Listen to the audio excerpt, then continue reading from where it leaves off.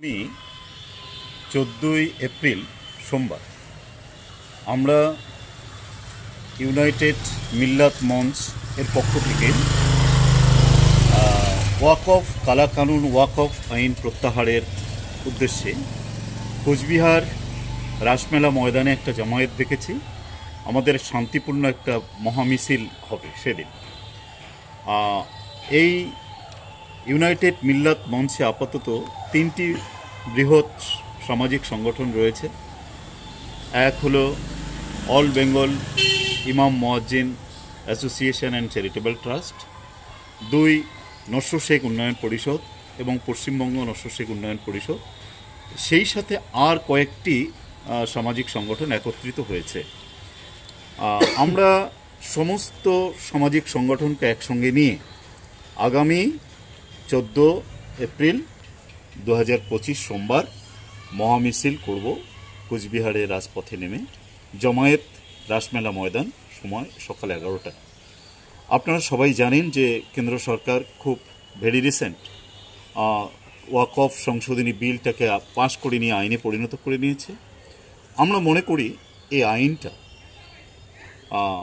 ভারতবর্ষের সংবিধান এবং মুসলিম ধর্মপ্রাণ মানুষদের যে ধর্মীয় মৌলিক অধিকার সেটার পরিপন্থী। যার জন্য তারা এই আইনটা করছে, তারা যদি সে আইন না চায় তাহলে সরকার সে আইন করার কী যৌক্তিকতা আছে? দেশে অনেক সমস্যা, সেই সমস্যাগুলো নিয়ে আমাদের সরকারের কাজ করা উচিত। আমাদের সরকারের সেই সব নিয়ে মাথা লাগানো উচিত যে বিষয়টা কোনো বিষয়ই না, তারা কিভাবে ধর্ম পালন করবে, সেই সম্পত্তিতে তারা ঈদগাহ বানাবে নাকি মসজিদ বানাবে, মাদ্রাসা বানাবে নাকি গোরস্থান বানাবে, আর সেটা কিভাবে চলবে সেটা তো সেই সম্প্রদায়ের ব্যাপার, সেই কমিউনিটির।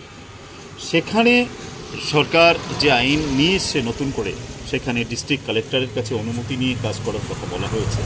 দেখুন, ডিস্ট্রিক্ট কালেক্টর ও ব্যাপারে তো কিছু জানার কথা নয়। আর ডিস্ট্রিক্ট কালেক্টরের কাছে অনুমতি নেওয়া, তার কাছে দ্বারস্থ হওয়া, তার কাছে জানতে পারমিশন নিয়ে কাজ করা, তার মানে বিষয়টা একটা অশান্তির সৃষ্টি হবে।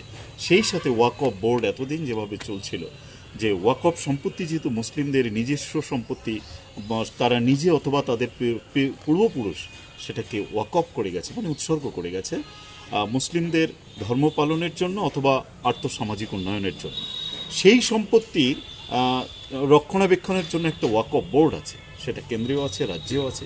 সেই ওয়াকফ বোর্ডে থাকে মুসলিমদের মধ্যে যারা সেখানে রাখার যাদেরকে প্রয়োজন মনে করে তারা। কিন্তু সরকার যে নতুন আইন নিয়ে এসছে সেখানে ওয়াকফ বোর্ডে অমুসলিমরা থাকবে, সেখানে মহিলারা থাকবে। এখানে আমাদের সরকারকে সন্দেহটা হলো এজন্য, অমুসলিমরা তো আমাদের শত্রুরা, তারা তো আমাদের ভাই, কিন্তু তারা নরেন্দ্র মোদী বা অমিত শাহ কাকে রাখতে চাচ্ছেন সেখানে? তিনি তার পছন্দের কোনো লোক নিয়ে আসবেন যিনি এসে অশান্তিটা সৃষ্টি করবেন। সেটা তো আমাদের কাছে স্পষ্ট। আমরা চাই যে ধর্মের মানুষ নয়, যে সম্পত্তি নিয়ে তাদের কোনো জানা নেই, যে ধর্মীয় আচরণ নিয়ে জানা নেই, তাদেরকে এখানকার বোর্ডে বসানোর কি দরকারটা আছে? এই যে টেনে এনে অশান্তি করা, আমরা মনে করি এটা সরকারের কাজ নয়। সরকার নিয়ে এসছে ঠিক আছে, কিন্তু এটা আইন তারা প্রত্যাহার করে নিক।